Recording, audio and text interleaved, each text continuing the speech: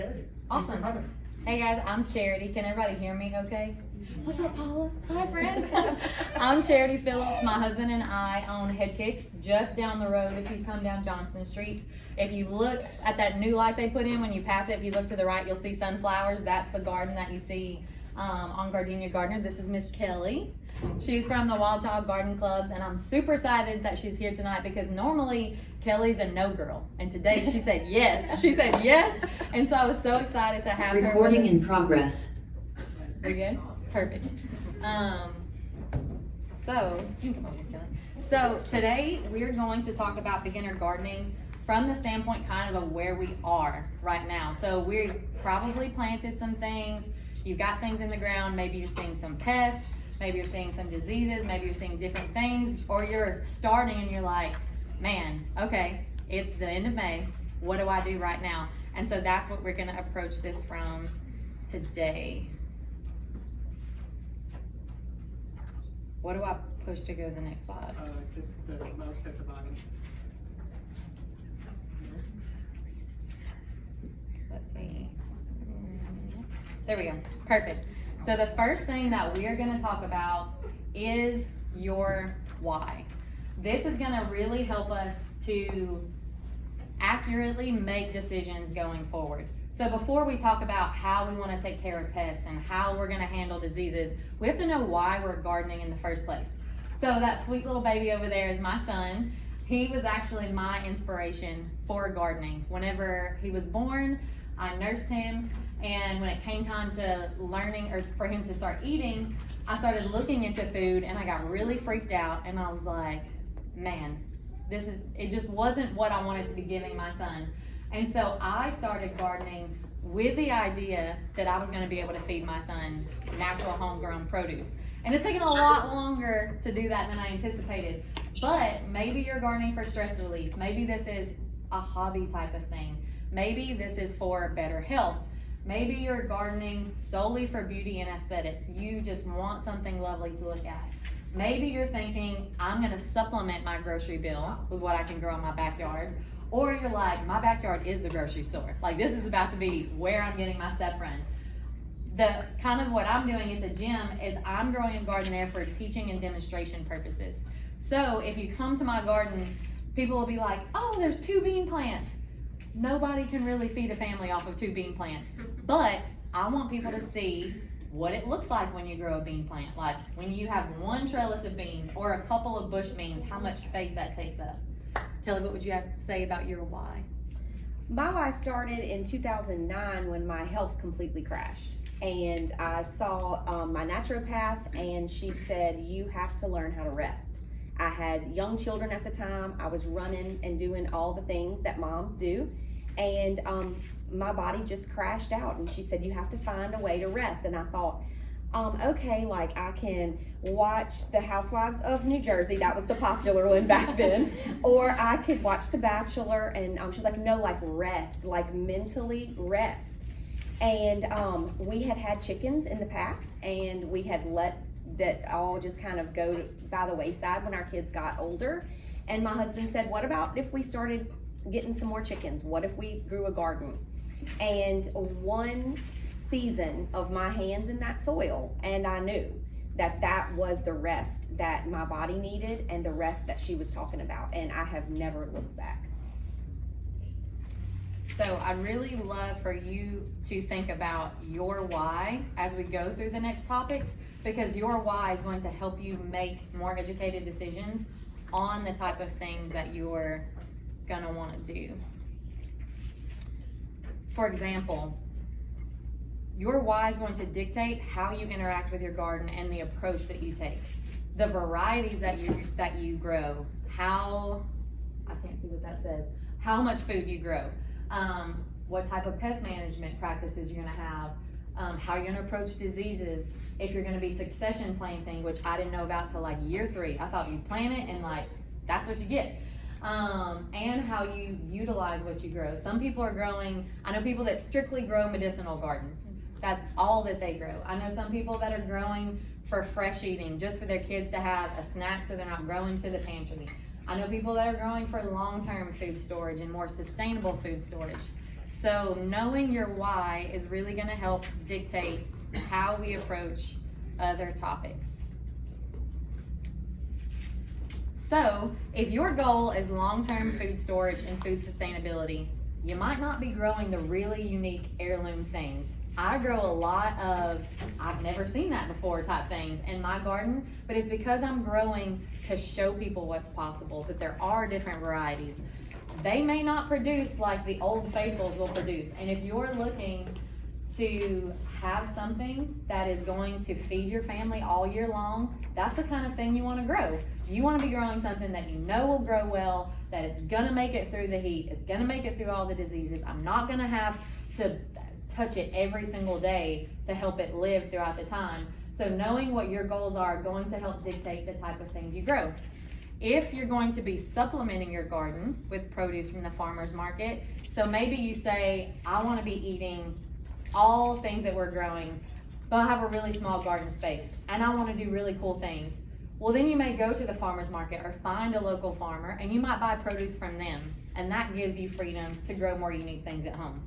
But if you're wanting to feed your entire family for the whole year, you're gonna have to have a type of pest management plan. How am I gonna treat things? Am I gonna be proactive? I need to grow things that are disease resistant, that I know will grow here, that are tried and true, and that way I can make more informed choices and not be upset with the varieties that I grow. Because I have grown things that looked really, really cool and beautiful and not done the research, and then when I got like 5 tomatoes off of it, I was like, oh, I spent all this time and I really thought this wonderful thing's gonna happen, and it completely underperformed compared to a very basic Roma tomato that I bought for really inexpensive. Anything else to add, Kim? Well, I always think about my year of my rare exotic heirloom tomatoes, where that was all I grew. And so I was so thrilled about that. And it was actually the first season of my garden coaching academy. And I was telling all the girls that were gardening with me all these great things about these beautiful heirlooms I was growing. And they were beautiful, yes. I mean, a pink zebra striped tomato is beautiful, but you're gonna just get one. And so they were harvesting 6 and 7 pounds of tomatoes off of their bushes. And I was just babying my one tomato, hoping that by the end of the year, maybe I would just get a taste. And they don't taste the same. A lot of the rare and exotic tomatoes don't taste like what we're used to tasting. So then even at the end of the summer, when I finally got my one tomato, it wasn't even really like a real tomato. And so I love growing the heirlooms, but I also like to have a balance there so that I can enjoy tomatoes all summer too. So I think that I'm definitely the person that grows the fun stuff to eat fresh, but I think it's important to have the staples in there too. And if you're not certain where to find these things, the LSU Planting Guide has so much information. When you pull up that LSU Planting Guide, I've got a copy of it here in this one, I think, oh, there it is, perfect. This is what it looks like. You can search it online. It will pull up this entire thing, and when you get to the second page, it's gonna tell you these are cultural recommendations for our area, like dates of when to plant them. And it's giving you like a month to 2 months, 3 months of when you should plant it. This other part, unless you're doing rows, like, you know, take it and leave it what you need. But this will tell you when you should be planting things for our area. But behind that, it's got recommended varieties for Louisiana. And so when I first saw this, the very first time, I was like, I don't grow any of those things. And that's probably why my garden looks the way that it does. Because I had looked at all of these really cool, unique things that I tried to grow, and I just didn't get a ton from it. Or they struggled, or different things happen. And so if you're like, what's the tried and true things that are around here? This is a place to start. Then maybe find a local gardener that's like, hey, what type of soil do you have? I have the same kind. This never grows for me. These things do, and try that way. But this is a free resource that you can get online that is so helpful if you're not certain about what varieties are possible for us. So I want to ask you to do something a little bit uncomfortable. As we've talked about, we all have different whys in gardening.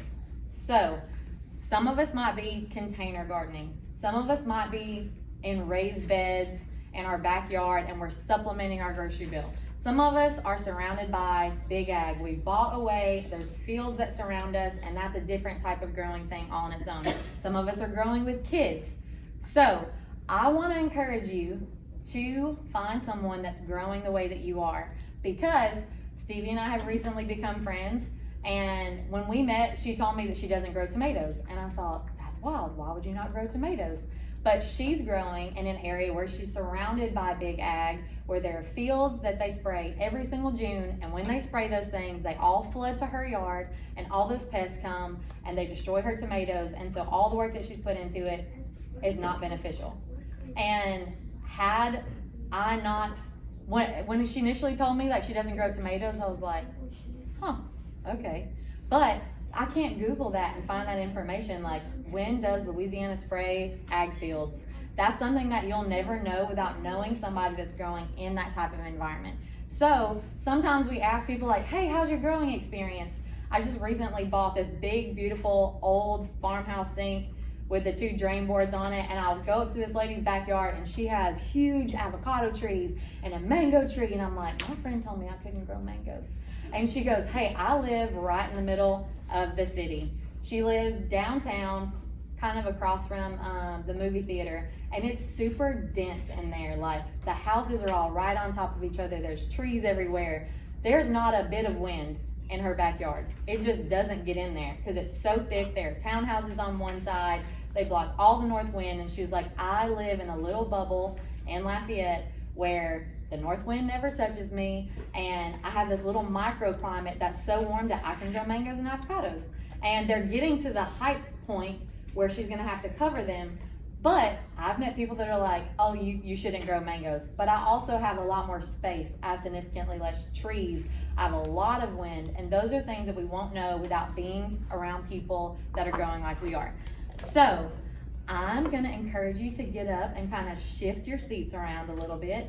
And if you are container gardening, if you wanna kind of gather in that back section over there, you can kind of sit with some container gardening friends. I see you, Paula. Paula's like, oh gosh.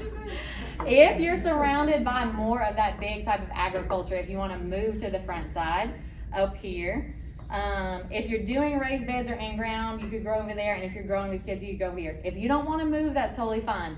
But we're going to do some Q&A things, and I'm going to ask you to ask people around you what they're doing. And if you want to know best what other people are doing, you might want to be around somebody different. I'm proud of you, Janae, the first one being willing to do something.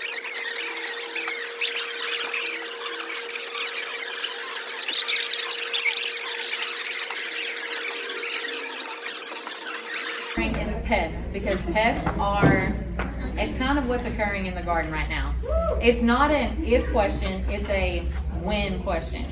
So here are some different garden pests. I remember forever hearing people talk about something and having no reference for what it was. Like, not a single clue what I was looking at. The things that I experience in my garden are aphids, leaf miners, caterpillars, snails and slug, the dreaded squash vine borer, stink bugs, and leaf-footed bugs. But there are things like cucumber beetles and cutworms and earwigs and things like that that you might see in your garden that are different. It's not an if question, it's a when question. So knowing what you're looking for is kind of half the battle. There are so many times when I started gardening that I would see something, I'd be like, are you a friend or a foe? I don't know, I want to kill you if you're good. And so I would let it go, and then all of a sudden I'd be like, that was the wrong choice, for sure. Did that wrong. There are also, if you want to get, did everybody get a picture? You can get copies of the slides. There are also things like potato beetles and thrips, and my squash bugs don't look like that, but maybe the adult ones are, and I just never see them. But we need to know, how are we going to treat these things when they show up in our garden? Are we wanting to do organic pest management practices? And are we like willing to do the heavy duty stuff if we're going to lose something? Or are you a person that can manually remove something? Because I can go in the garden and I can see a leaf and something on it, and I can grab it and go whoop without any, like, it don't bother me. And some people are like, oh, I felt it like squeeze, like I can't do that. Wherever you are, that's totally fine. You just need to know that. In the Wild Child Garden Club, they come out with little handbags. Like if we see bugs on the thing, they'll come up like suction those things in because they may not want to squeeze them. So knowing your why is really going to determine how you approach this. At our gym garden, for example, there's 300 different families that are exposed to that garden. And so on any given day, any little kid could walk out there and pick a cucumber or a tomato or sorrel, which is our favorite thing in the garden, and they eat it fresh from there.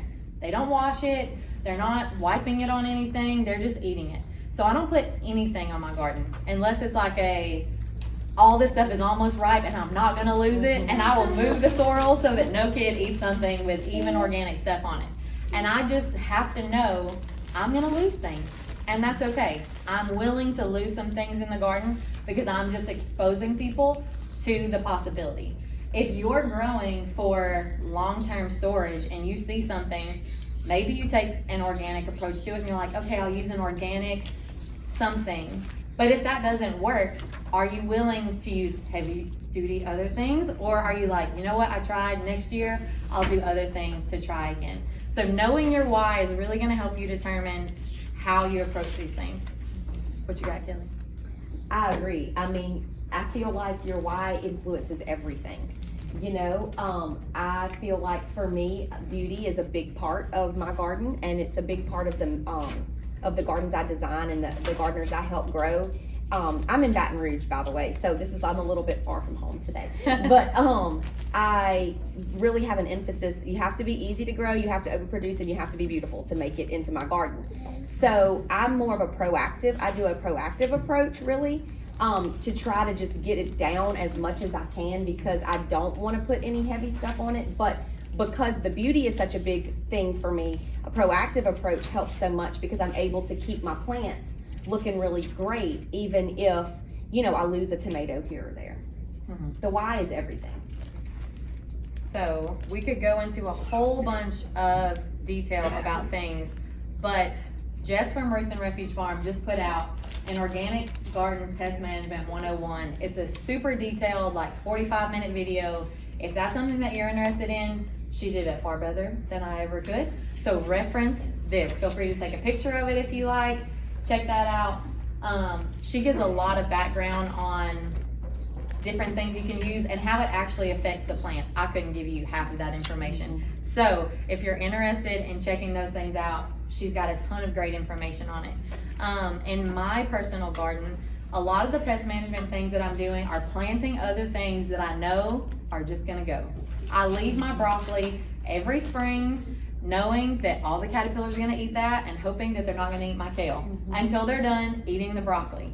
And that's okay. And I see so many people that are like, I'm trying so hard to save my broccoli. And I'm like, it's April. It's not supposed to be here. Let it go. Let it be the trap plant that you allow those caterpillars to have. Speaking of growing beautiful things, when I grew kale, I let my kids actually have a catalog and I let them pick things. And my daughter had picked the feathered frills kale to grow one year. Put it in the garden. I had like the Ragged Jack and the Lacento kale and this one and a different kind of kale. And that feathered frills kale was covered in caterpillars and nothing else was for like a month. It was the first thing that they touched. They decimated it. It completely went away. And I was like, I will plant you every year for all the caterpillars to eat you and to not eat something else. So that's the kind of approach that I take to my garden. With leaf-footed bugs and stink bugs, they love my sunflowers. If you drive by, you will see like 50 different sunflower heads, and that's because I'm trying to keep them from my tomatoes. Every time I go out there, I have one sunflower head will have a ton of those bugs on it, and I take a Ziploc bag and I cover that head and I just squish it and then take it off, and I'm like, great, you did your job, thank you, you're so pretty, I love you, and I go on about it. But I know that they're gonna come and they're gonna be on my tomatoes, so I will plant smaller dwarf tomatoes that are lower to the ground and sunflowers that are taller and higher up and hope that they will keep them away from my stuff.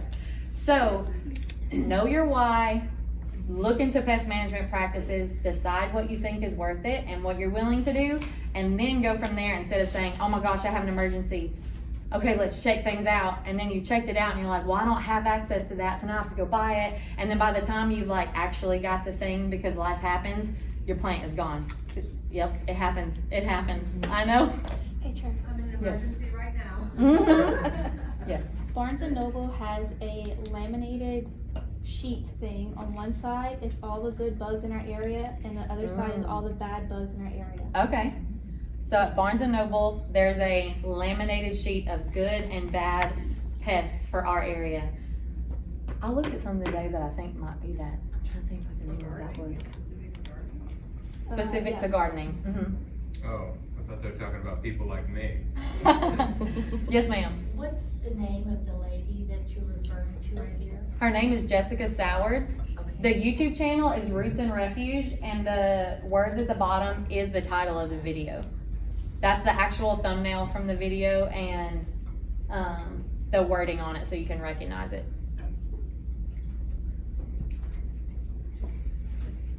So diseases, they happen. With diseases, there are so many different type of diseases that we could go into. We would be here for a whole class just talking about diseases. With things like diseases, I have the approach that I just cut it off until I can't anymore. If I see the bottom of my tomato plant is yellowing, I pull that off. If I have melon plants that are having issues, I cut it off and keep going.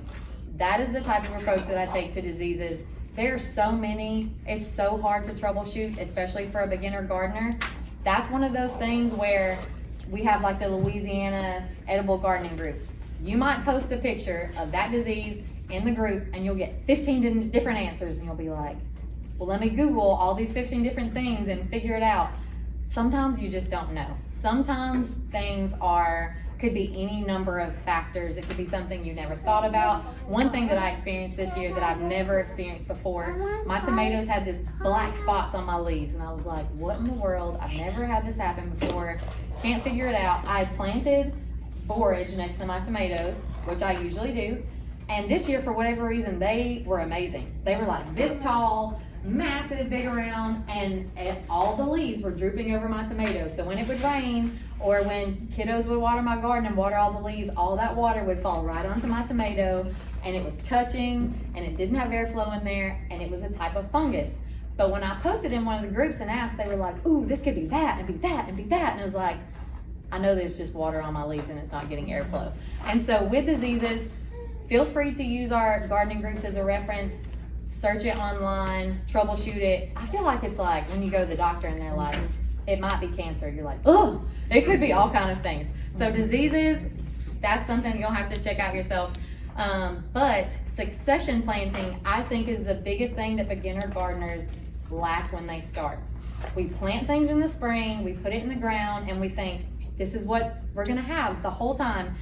And we miss out on so much, and we don't allow those pest cycles to go and take one thing and then grow something else. With zucchini and other things, with squash, when we have squash vine borers, if I plant something and I'm having an issue and then I plant it over here, they might just stay right there and then I actually get something. It's almost like a way of planting sacrifice plants, if you will. Kellye is the succession lady, so I'm gonna let her give y'all a little bit of feedback on that. Well, I think with succession planning, again, back to your why, if you want to store, then you're going to want everything to come in at once, so that you can be done and move on. Like with beans, I think about that a lot. Like, I like to go out to my garden. One of my goals and my whys is that I want to pick every day. I want to go out, I want to pick, I want to come in, I want to serve that. So I don't want buckets and buckets of green beans all at once and then nothing. Some people might, but if you succession plant your beans, you can plant 9 bean plants in 1 square foot. So that's a ton of beans just in that one tiny square foot of garden space. So if you do a whole row of them, then what you'll end up with is lots of beans, and then 2 weeks later come back and put another row. 2 weeks later, come back and put another row. Then you're constantly having beans, and by the time the last row comes up, the first row's coming out. and you can put more, or you can plant something else if it's a different part of the season. Succession planting is also so good because it does extend the season, like Charity was saying. Right now, inside the Wild Child Garden Club, almost everybody is at the tail end of this first round of squash and zucchini. They come on real strong, they produce really well, and then all of a sudden they start tapering off. The leaves start looking weird, the squash vine borers start hatching. We have to start doing some things with that to keep the plant alive. And it almost feels like you're working so hard for a plant that's not doing anything. Whereas if you have succession planted, you just go and start picking on that next plant. And you don't feel so bad sacrificing, going ahead and getting rid of that first one that's, you know, having trouble or has stopped producing, because you've got another one right there. I agree with you 100%. Succession planting is the most underutilized tool of the whole garden. You know, the do-over season is just a huge part of succession planting for me. We'll get to that in a minute, but I love the succession plant. I think it's key. And the hardest thing, I think the hardest thing for beginner gardeners is that we don't want to leave any space open. Like, we want to plant the whole garden, every single thing. And sometimes we plant it with things that we know we're not going to harvest for like 3 months. Right. And so that is just sitting there for all of that time. Also, interplanting things. I interplant things with my peppers all the time that I know they're coming out in like 4 or 5 weeks. Things that I put in that I know are going to be here for a long time. When I plant peppers, they're there to the frost. Like, they're there all year long. My tomatoes are going to be there for most of the summer. Most of the time, honestly, when I plant tomatoes, I'll get something off in the beginning. I like keep them alive for the summer, and then they produce again in the fall. I would probably do better to pull that out in the middle of the summer when it's got all the diseases and all the things, plant something else that will grow, and then start more tomatoes in the fall. I just don't make time to do it. But really, succession sowing, or looking at my space and knowing, like, I'm gonna plant this, it's gonna be here the whole time. I'm gonna start a little bit of this, and then next week I'm gonna do that. Also keeps you from planting your garden and then being like, you need water? What's going on? And over loving your plants. I can't grow herbs to save my life because I over love them. Like, I'm still 5 years in, I'm trying to grow rosemary, and I have one that's dead in my kitchen right now, and I'm like, oh, and they're like, stop watering it. And I'm like, okay, right. I'm trying. So if you're one of those people that wants to be out in your garden every day, that needs something to do in your garden every day, succession planting is gonna help you to do that and not get overwhelmed about putting everything in the garden at one time and feeling really pressured to get that stuff in. Fertilizing versus feeding your soil. I'm gonna let you take this one, Kellye. So we use those words so interchangeably, I feel like, you know, and even gardeners that you'll talk to that have been gardening for, 50 and 60 years, they'll say fertilize, then they'll say feed. And it's really because it kind of is the same thing. The difference to me is when you fertilize, you're really feeding the plant. And when you feed the soil, you're feeding the soil and the plant. So it's a better to feed, because the fertilizer is going to give you a nice boost right off the bat. I say all the time that your plants don't know where that nitrogen's coming from, and they really don't care. They just take nitrogen up through their roots. But who does know and who does care are the microbes in your soil. And the better your ecosystem is underground, the better your production is going to be above ground. What you can't see is really what matters the most. If you want to get a handle on disease in your backyard garden, start feeding your soil. If you want to have an overproducing garden that is more pest resistant, start feeding your soil. Would you believe the microbes that are underground will actually eat the larvae and eat the eggs that are laid in that soil so that they can never hatch? I mean, that's the kind of pest control I'm after. I'm looking for something to never be able to hatch. And so feeding the soil is a win for both your plants and your microbes, which is what you want, because as you continue building that soil, your garden is only going to get better and better. Your work is going to get less and less. So a fertilizer is maybe something that you would consider being a synthetic or made from chemicals, man-made, like a product that is not organic. That's going to just feed your plants. It's doing nothing for your soil, and that's why you have to do it all the time, because they take it up and it's gone. Whereas when you feed your soil, it just continues to get better and better. I think that right there with succession planting is the one thing we just don't think about when we're getting started, is how important that soil is.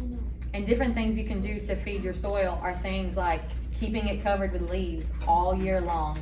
I am so guilty of, after all my plants have come out, if I'm not planting for a certain amount of time, I forget to keep it covered.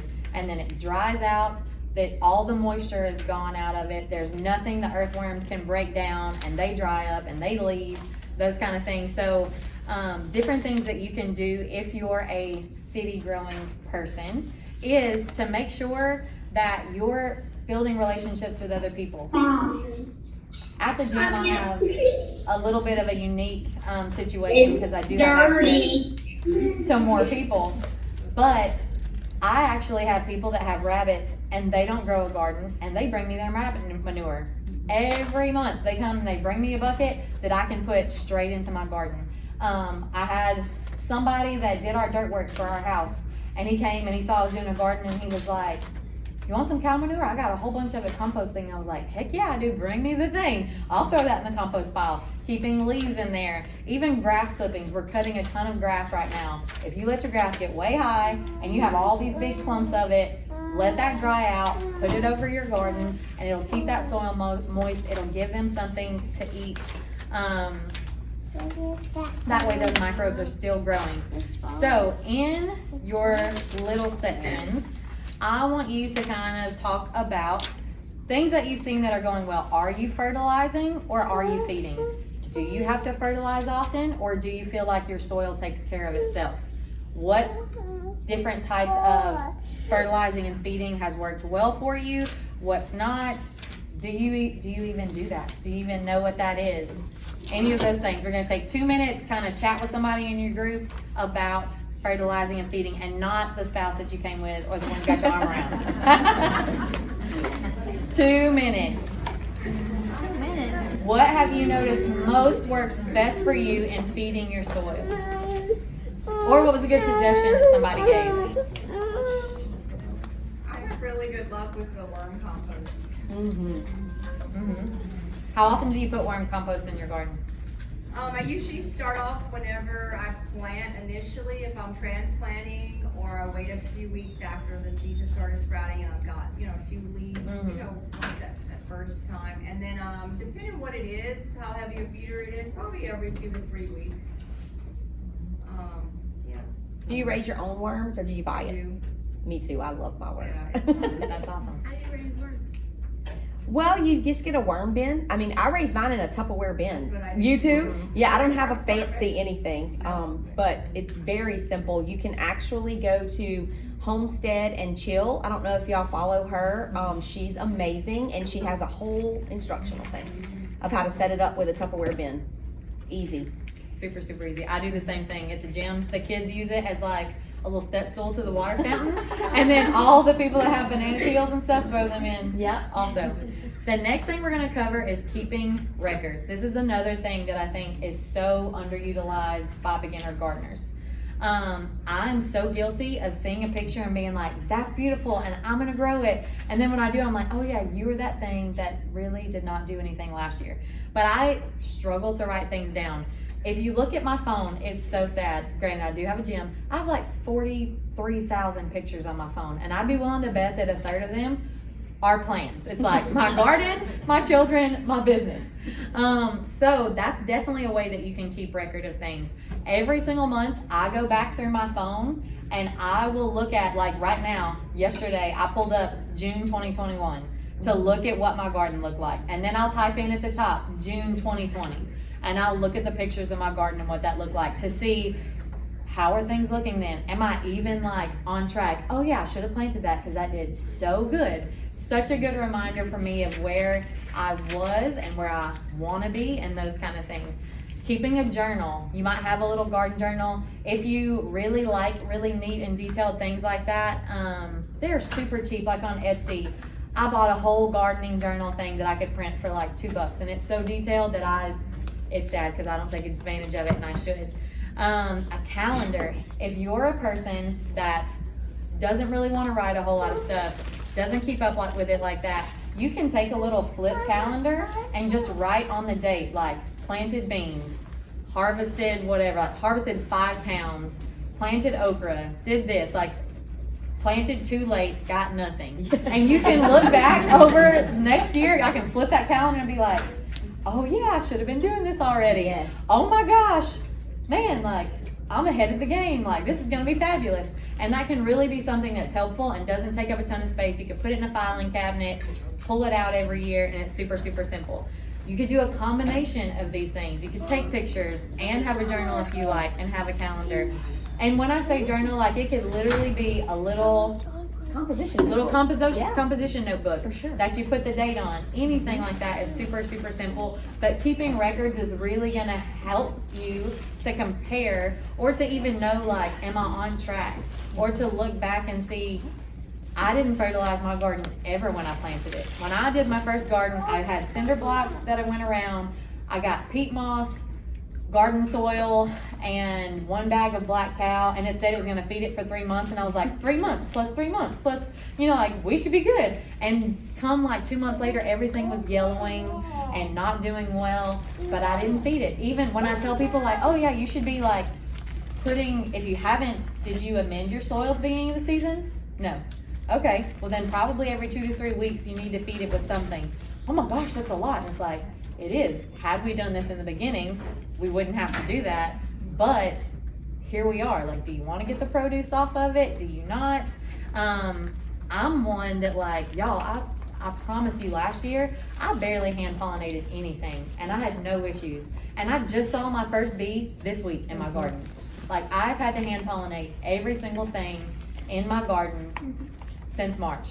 And I've had flowers all winter long. Like, there have been calendula and Indian blanket that came up as soon as it could have, and they're just not there. So keeping that record and knowing, plant extra flowers, do more for the pollinators, didn't have a bee until May. Like, that is gonna be helpful for me next year whenever I'm like, oh yeah, I'm just gonna plant these things and the bees are there, and then something happens and they're not.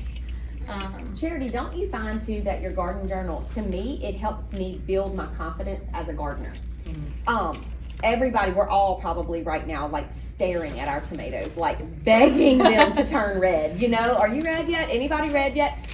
But if you document in your garden journal when you planted and how long they're gonna take, you will count, and we're probably, at least for me, I'm another 2 to 3 weeks away from red tomatoes.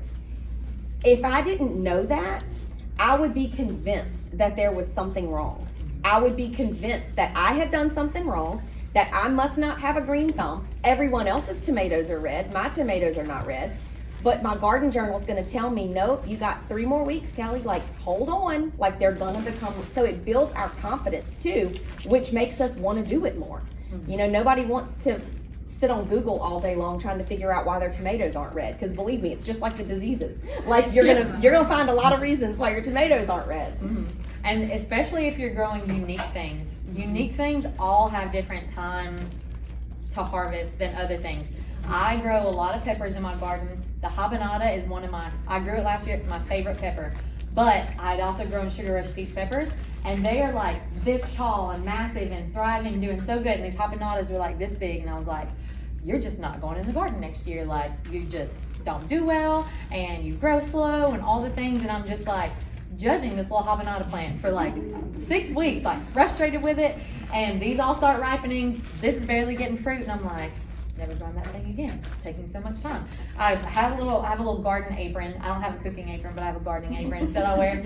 And I pulled it out one day because all my tools were in it, and I had those seed packs from the peppers that I'd done, because part of my garden journaling is me standing in front of a spot with a seed pack, taking a picture and knowing that's where I planted that. Because I have kids and they pull all the labels out, and then you never know. So I will literally stand with my pack right in front of where I take it, take a picture. And so I had them there with me when I had transplanted them, and they're 120 days to harvest for a habanada. Whereas the other peppers were like 85 days to harvest. So that's a whole like 35 days longer that you have to wait just to harvest these things. They ended up being my all-time favorite pepper, and I love them. They're so good. They have great flavor, and I will always grow them. But I just had really unrealistic plants, and here I am like talking negatively to this pepper. I'm like, well, no wonder you didn't grow. I'm so sorry. You're just, you know, blooming in your own time. So keep records. They will help and encourage you so much. So if you're a beginner, you might be thinking you planted everything there is to plant. You have to wait till everything that comes out, but there's so much that you can plant this month. What's your favorite thing to plant this month? Melons. Melons in May. Always remember that. The two M's. I love to plant melons this time of year. I find that if I plant them a little earlier than this, they look exactly the same at the end of the month as they do if I plant them in May. So it's really good. By beginning of May, I'm kind of getting antsy, you know, like I've done everything I can possibly do. So to not overlove my garden, because plants do not like to be overloved. So I like to plant melons, and I like to grow them in grow bags, because grow bags or containers are so easy, and I do not do row gardens or in-ground gardens. So a grow bag is perfect for me because I don't have to go in the ground, but it can go and do whatever it wants to do. So to me, May is the month for melons. You can also do okra. You can also do squash and zucchini all the time. Anytime you can do that. But for me, it's all about melons. So in your groups, I want you to talk about what you planted and what you're planning to plant this month. Maybe what you planted that this thing did not work, I'm replanting that, or what you're looking forward to planting. Let's take 2 to 3 minutes in our little group, talk about what you're planting this month, or hey, I planted this month, never do this because it will not work out. Share within your group. We got 2 to 3 minutes. What are you planting? Chat it up. So let's wrap it up. I want 2 volunteers for something that you've grown this month that you have really good success with, or something you're like, don't do it, did that, got the thing and it didn't work. Peppers? They're very easy on Mm-hmm. I did okra and cantaloupe. Apparently they're doing really well. Okay. Something that I was just made aware of today. Now's the time to be planting peanuts. I would never even thought. That's what you have? That's all I have. There you go. Hey, peanuts. And my friend told me about it today. I went and bought us raw peanuts today. If you want to plant peanuts, Fresh Pickens has raw peanuts. It's on here. Like on the grow guide, it says peanuts between April 1st and June 15th. Better Time hurry. to grow peanuts. Go to Fresh Pickens. I don't know if they're still open whenever we close.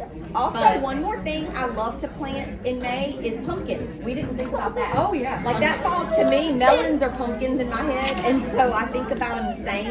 But anytime I plant melons, I also plant pumpkins, because if you wait until July, which is going to be your recommended time to plant them, to get a October harvest, a lot of times the really pretty pumpkins, like the blue pumpkins, the pink pumpkins, the white pumpkins, they take longer than that. They just don't turn. They don't turn as fast, and so plant your pumpkins this month too.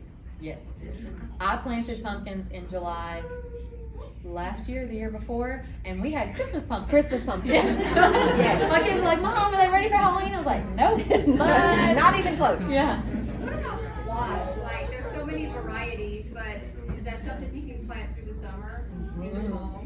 Yeah. Pretty For much sure. all year? Oh, you can plant squash up Basically. until, probably about mid-September. And the variety doesn't matter?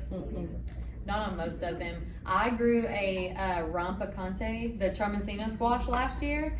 That thing I harvested at the end of May. Some of them I harvested in June. And I ate my last one this past month.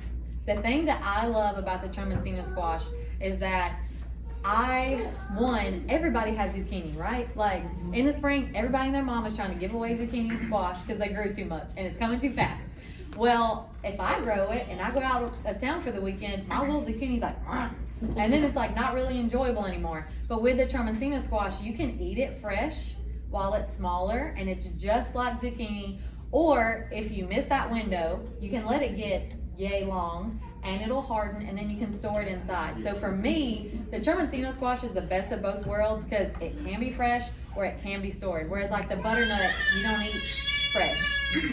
So for me, that's definitely one that I like. Yes, ma'am. When you say you plant like your pumpkin seeds, are you planting seeds into your grow bag, or do you have it already started? From seed. And do you do just 1 or 2 vines in your grow bag? I usually do 3, just as for insurance. I do 1 at the front of the grow bag and then 2 on each side, and then I just keep shoving everybody to the same direction. But I guess you could go both directions, but I just kind of keep pushing. And then if something happens to 1, I maybe would still have 2, left over. If something happens to 2, maybe I would have 1. So, I like to do 3. Most of the time, all 3 don't make it. And most of the time, like right now, I'm starting to they're starting to look like plants. And I can tell I'm gonna have to thin a couple of them. Just because I do a lot of different varieties with pumpkins, that I don't necessarily know a lot about. And so, What size grow bag and how deep is your soil? okay, so grow bags are a beast all of their own. If you just go on Amazon, there's about 10 million of them to choose from. This is what you're looking for in a grow bag: depth of container. So you can get sometimes you can find a 7-gallon that'll have that 12 inches, but it's really gotta have the 12 inches. You can't do like an 8-inch grow bag, even if it's 15-gallon. So you wanna do a 12-inch depth. Most of my grow bags are 10-gallon. And they work great. They're a great size. And the thing about it is that they're usually about 12 to 14 inches a diameter, which is exactly the spacing that you would space these pumpkins or melons at if you were just planting them. So it gives them the perfect amount of space. A 7-gallon is a little small, so you'll have to space them out. If you're trying to cut grass around that, might be, my husband's not doing that. So I have to use the bigger ones. 10-gallon, how many watermelon can you plant? I plant 3 plants in a 10-gallon grow bag with a 12-inch depth. Next one, and probably the most important and why I made y'all all sit in little groups and talk to each other, is community. So when I started gardening, I was gardening by myself. And my husband and I work totally different schedules than everybody. Our prime hours for work are 3 in the afternoon until 8:30 at night. And so for us, when people get off work and they're hanging out and doing events and spending time, I'm usually at work, especially in the beginning. Community and local community is going to be your best resource. I cannot Google, hey Google, when does Big Ag spray in Louisiana? What's their pest protocol? That's probably not going to tell me. They're gonna be like, what? What is she talking about? That information is not gonna be there. But talking to my friend that she's lived in the same place for several years, she's gonna be able to tell me, hey, every June they start spraying. If they're growing this, they spray less. If they're growing this, they spray a lot more. Know that. That's something that you're never gonna find online. Can Google tell you what varieties will grow best in blackjack soil? Like, Google's probably like, what is blackjack? Like, let me find a video of someone that made something on blackjack soil. Nobody is gonna know our area like locals will. And they are the most precious, invaluable resource that you're gonna have. So, when you come to classes like this, reach out to somebody and be like, hey, where did you say you're growing? Like, I'm literally growing 5 minutes down the road. Like, if they will let you have their number, great. Maybe you ask for like their Instagram first, because I don't just be handing out my number to people. And you don't want to get that like turned down, like, oh, they turned me down. But ask for people's Instagram, like, hey, do you do events? Like, what are different things that you do? Because they're gonna be your best resource. I can come up here and talk about gardening. She can teach us about gardening, but she lives in Baton Rouge, so there's 0 chance of her coming and checking out your garden unless you want to buy a design thing, because that's a lot of driving for her, all the things. But if you meet somebody that lives 5 minutes down the road and you're like, hey, I'm actually going to go to the city, I'm going to get a big load of compost, but I can't use it all. Do you want half of it if you'll unload it off my trailer? And then you can do that. Or, hey, somebody's offering me this massive thing of corn and I have to take it all or none, but I can't take it all because I don't have the freezer space. Do you want to go in on half with it? Those are different things that you're just not going to find online. When I started gardening, I would go to different nurseries and things and I would ask questions, and they were kind of put off by my questions because I didn't know anything. So it was like, hey, how do I plant this? Like, just plant it in the ground. I'm like, okay, well, somebody told me you could put Tums and an egg and a banana, and they'd be like, just plant it in the ground, it'll be fine. Okay, like, do I plant it up the stalk like a tomato? And they would just look at me like, are you a toddler with 50 questions? Like, I'm at work and I don't have time to do this. And so I took to YouTube and did not find anybody local. So I found Jess from Roots and Refuge, and she was gardening at that time in northern central Arkansas in Zone 7. So I planted when she said to plant, which was like now.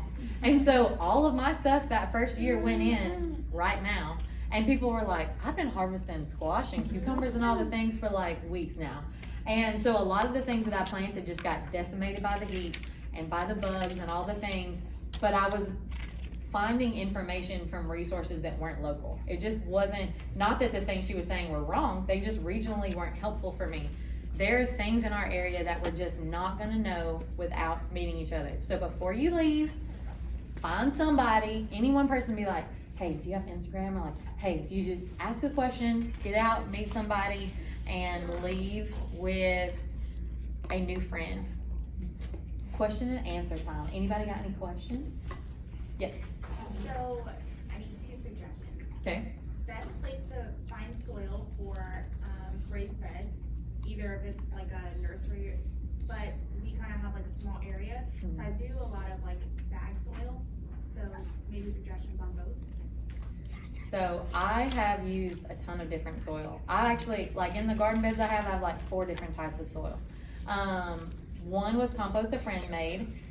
I have used Lafayette materials not far from here and got their Pouilly before. It's like great the first year. Second year, it's pretty good too. The third year, it's like I can knock on that thing and it like knocks back at me. It was so hard that I was like, oh my goodness. Could that have been because I didn't put any organic material into it? Maybe, but I wouldn't use that again. A lot of the stuff that I get is from the composting facility on Dugat Road. And you can type in,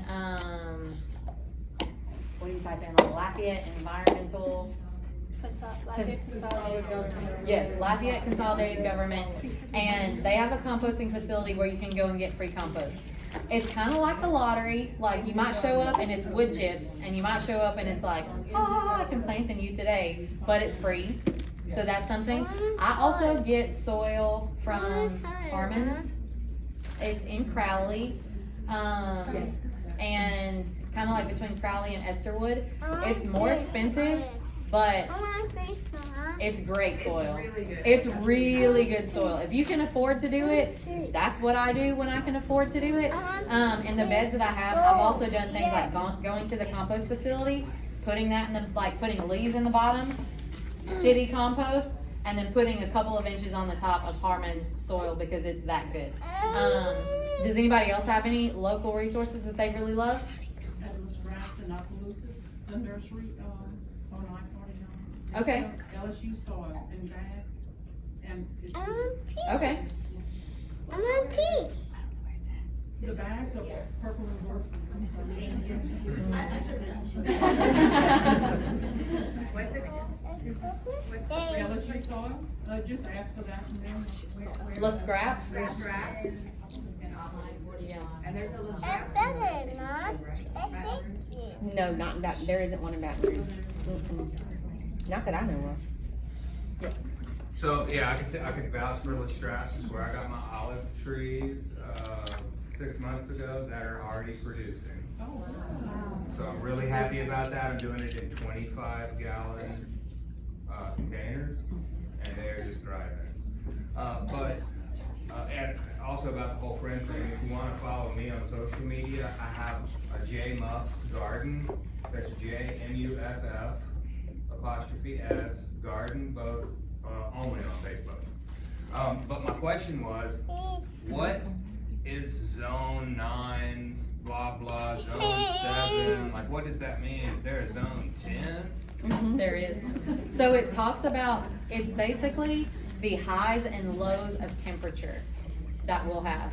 So what that doesn't tell you is like necessarily how long your growing season is. It just tells you like your high and your low. So I always tell people like go on the Farmer's Almanac and type in your zip code, and it will tell you like your estimated last frost and your estimated first frost. And last year it was like, that thing just kept going. Like it said December 1st, but we didn't have I don't even know if we had one till like January. February, yeah. It was so late that I was like, like so excited. Awesome. My peppers were doing great. My cabbages, not so much. Yeah, the cabbages not so much. They're Yeah. like, please get cold. Yes. So that just tells you the lowest of low and your high type of thing. Anybody else? What you got, Mr. Peanut? Right. Do you have any recommendations on making your own potting soil? Or Yeah. would you recommend instead using pre-mixed fine soil? Okay, so big myth to me, in my opinion, is that you can't buy soil. Soil is made over time, and no matter how much they tell you it's garden soil, it's only dirt until it comes alive. So that's the difference between the two. So to me, you gotta make your own soil. So I prefer to do that with a quality pretend soil, like what you're saying, or something that's really good that was recommended. Lots of organic matter, lots of compost, lots of shredded leaves, lots of like different amendments for like nitrogen, like bone meal and blood meal, like things that you can add into your soil. Because remember, the whole idea is to get the microbes, because then they are what create the soil. So if you are just putting fertilizer in there, they're never coming. So you still just got dirt. So if you can get that garden soil turned into real soil, you're in the money, and you will start to fertilize less. You will need to feed less. Your plants will grow better. They will be more pest resistant and disease resistant. So always start with the most quality soil you can find, whether that's bulk or bag. And then, like Charity said, lots of leaves, lots of compost, lots of organic amendments and organic matter. Yes, ma'am. I just want to add, one thing that we should be teaching all of our kids is that the more fed the soil is, the more nitrogen it can actually absorb from the atmosphere. So a lot of farmers have let their crops and stuff die, and then not put a cover crop, not fed the soil, and that actually kills all the micronutrients. It doesn't absorb any nitrogen. It isn't good. It doesn't absorb water well, and then like they can actually like die to the point where you can't plant anything. And so sustainable farming is what it's all about, and that's like important too. Absolutely, so important. I think a lot about like crop rotation. Like I was fixated on crop rotation, like at the beginning. And my husband said, you do know that like just because the squash is not here, it's here. Like the bug can land on either one. Like you're not really doing anything. And I was like, yeah, but I have to rotate my crops. Not really. If you're like you're saying, like farmers in big agriculture have to rotate their crops because they kill everything in the soil. So there's nothing there. So they have to move to somewhere else. And so, yeah, I think that's so important too. I agree completely. Yes, ma'am.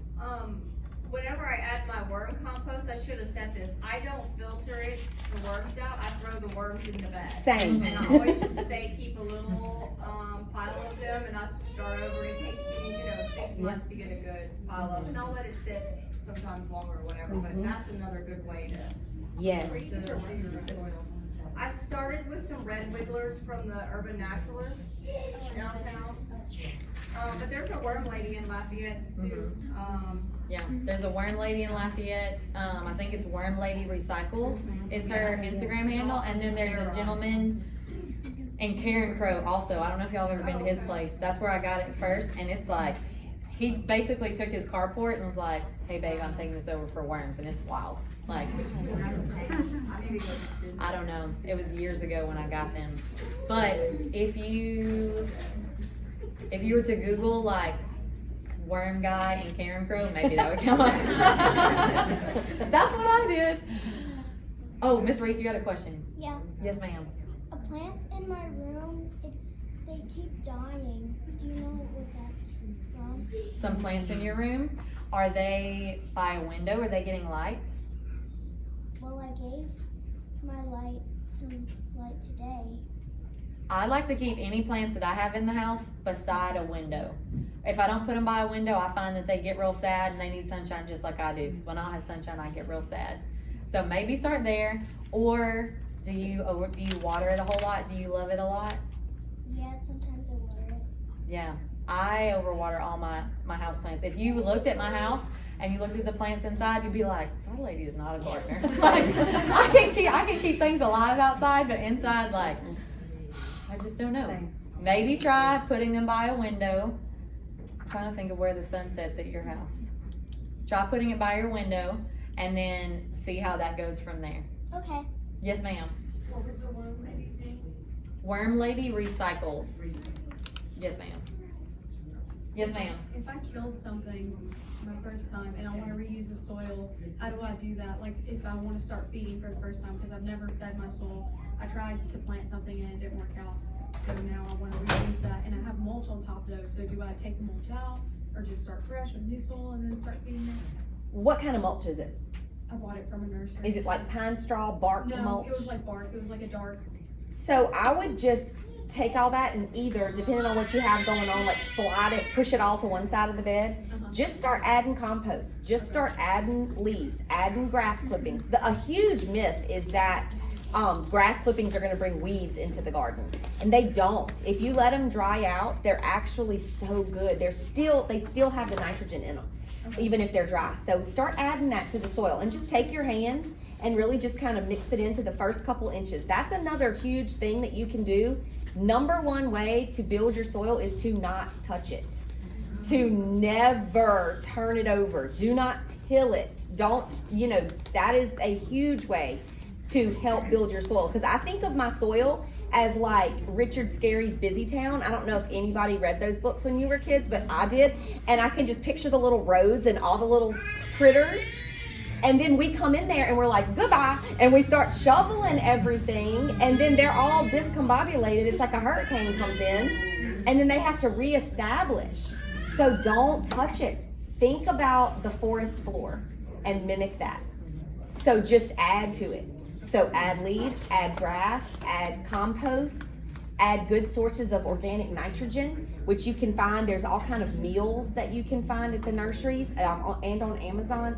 Find those things and add that to it. Mix it in just the top couple inches, and then put your mulch back.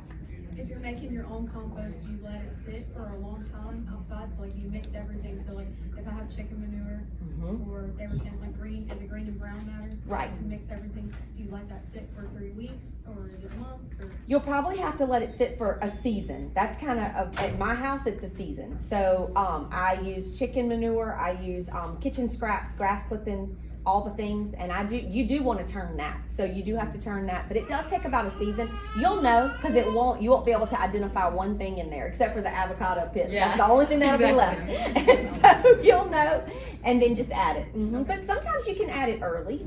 And the more you're turning that, the faster that it's going to break down. Keep it moist and turn it. The other thing to do right now, if you ever look at the back of my truck, there are always bags of leaves. If I drive somewhere and I see black trash bags full of leaves, Me too. I'm pulling over, throwing them in the back, and then going home. And then I will literally, I have a little wire fencing that I put together and I throw them all in.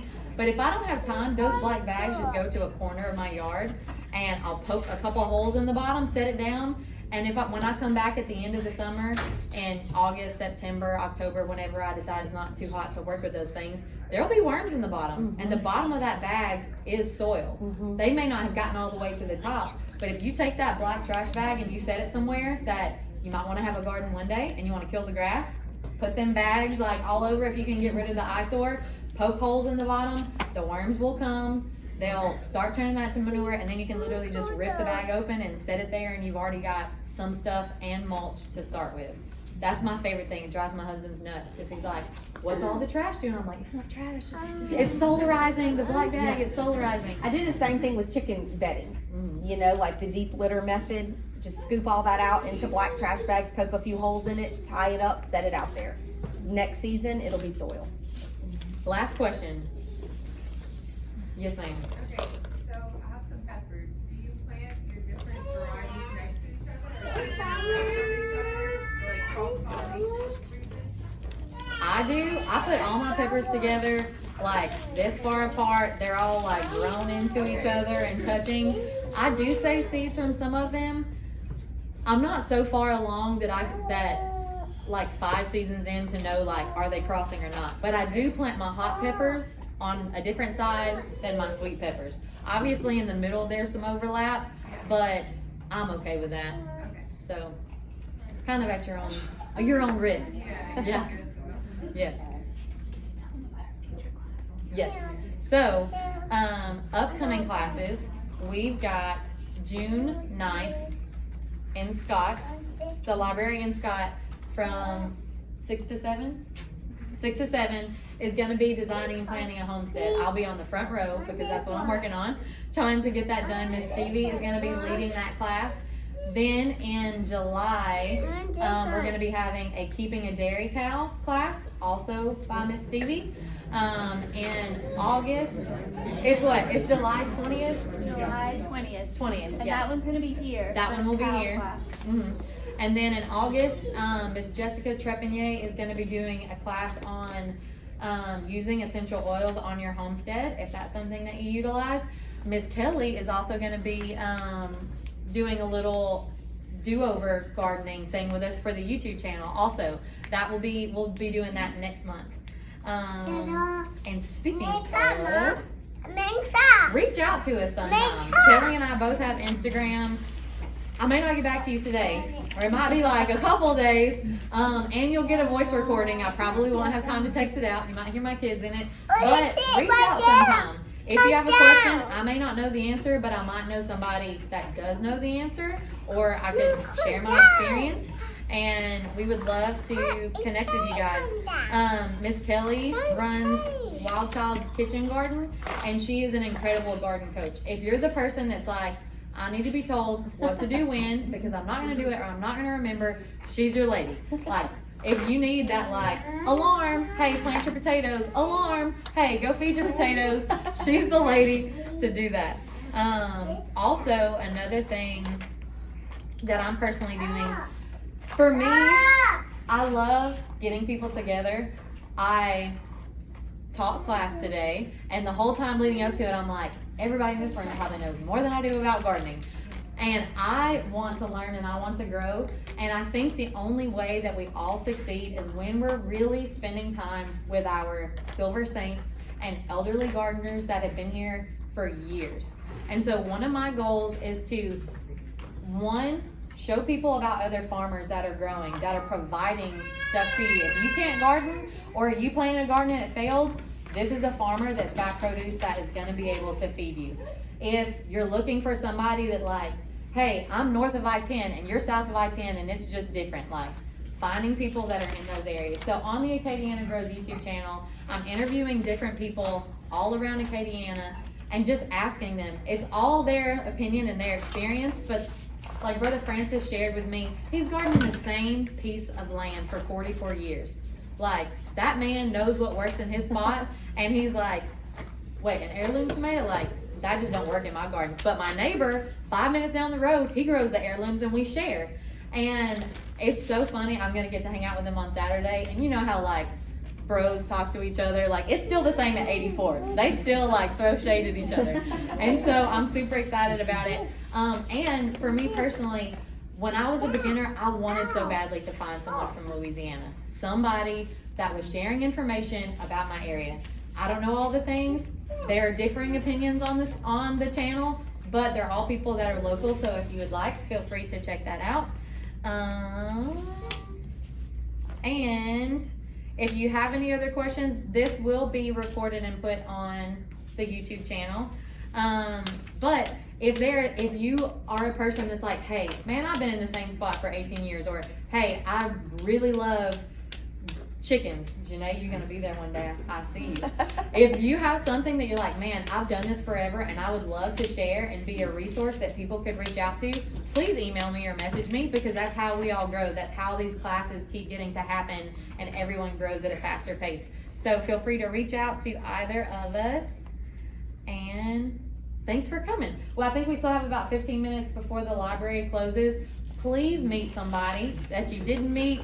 Swap an Instagram handle, maybe swap phone numbers, but I hope that you enjoyed class, that you're happy that you came, that you met somebody new, and we would love to see you at the Designing and Planning a Homestead class June 9th in Scott.